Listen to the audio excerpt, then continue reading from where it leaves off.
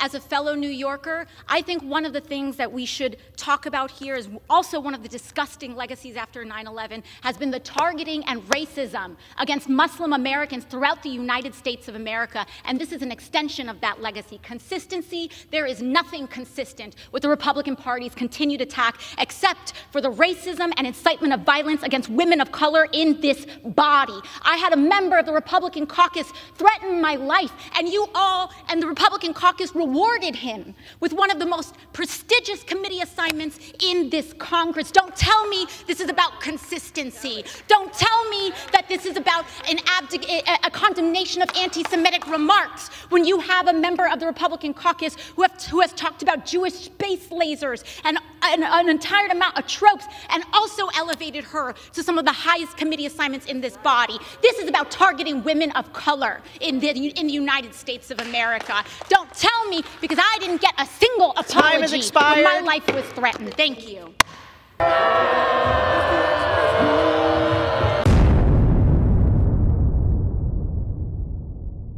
Desperation.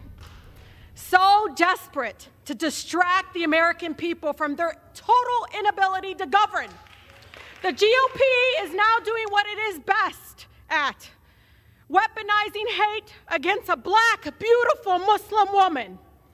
Congresswoman Omar's lived experience as a refugee and a child of survivor of war should be welcomed on this committee. It is needed. When you can't pass any bills that actually improve the people's lives, they turn to Congress. They turn Congress into a place of fear-mongering hate. It is so painful to watch. How ironic that the so-called lovers of personal freedom are now moving to censor Congresswoman Omar in the same week they introduced a bill to ban federal employees from engaging in censorship. Where are the free speech warriors today? The hypocrisy is obvious to the American people. You are showing who you all are, really. The gentlewoman's time has expired. Omar will not be silenced. The gentlewoman's time has expired. Congresswoman Omar, the gentlewoman's time has expired. That our country is failing you today through this chamber. You belong The gentlewoman in that is no longer recognized. I feel like I'm taking crazy pills. So let's talk about what's really happening. Republicans are waging a blatantly Islamophobic and racist attack on Congresswoman Omar. And I've said it before, I will say it again. The white supremacy happening is unbelievable. This is despicable.